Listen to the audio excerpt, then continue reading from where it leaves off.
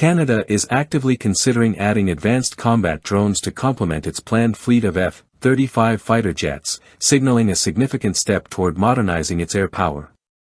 According to a July 2025 report by Global News, the Department of National Defense, DND, has launched detailed assessments to explore options for deploying unmanned aerial systems capable of working in tandem with next-generation fighters. This move is part of a broader effort by the Canadian Armed Forces to keep pace with rapidly advancing military technologies and prepare for evolving security threats.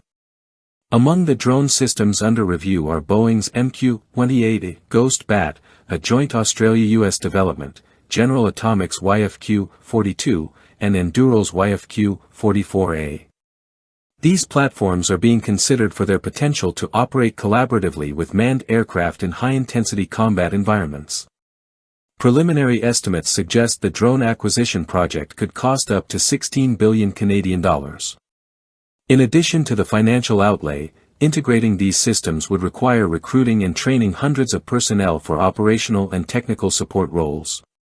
David Perry of the Canadian Global Affairs Institute pointed out that several allied nations have already begun integrating similar capabilities, and Canada is keen to follow suit by aligning its defense planning with those partners. Adding drones to the Royal Canadian Air Force (RCAF) arsenal could significantly increase the flexibility and reach of its relatively small fighter fleet. According to Perry, rising costs have made it difficult for Western militaries to field large numbers of modern jets. Introducing less expensive, semi-autonomous drones could help offset these limitations by expanding air power numerically without a proportional increase in costs. He cited the Ukraine conflict as a real-world example, where drones and missiles have been used in massive numbers to stress and break through air defenses. Canada and its allies have not yet fielded drones that can operate in full coordination with fighter aircraft. However, the systems now being evaluated are designed to do exactly that. These collaborative combat aircraft would be smaller, more affordable, and equipped for a range of roles: reconnaissance, electronic warfare, or strike missions, all while operating under human oversight.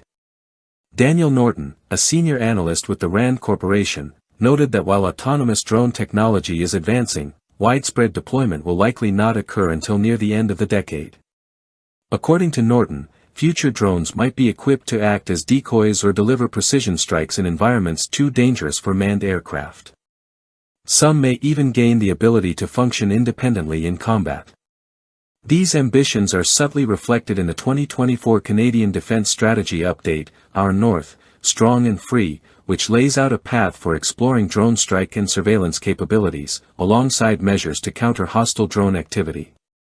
Internal DND evaluations have already ruled out the idea of developing a fully homegrown combat drone system.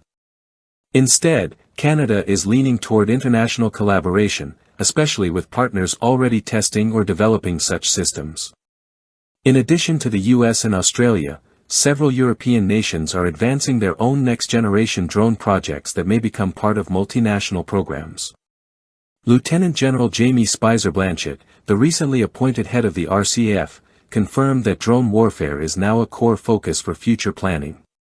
Her remarks came amid broader defense policy reviews initiated by Prime Minister Carney, who is currently reassessing Canada's F-35 program in light of trade frictions with Washington. A final decision on the procurement strategy, potentially including drones, is expected before fall.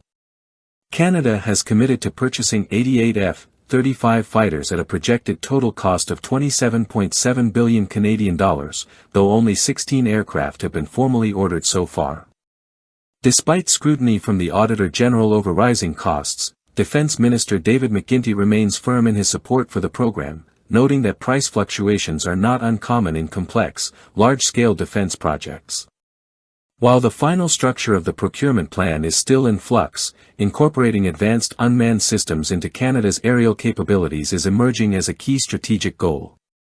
This approach reflects a broader commitment to maintaining interoperability with allied forces and preparing for a future battlefield where drones and piloted jets operate side by side in contested skies.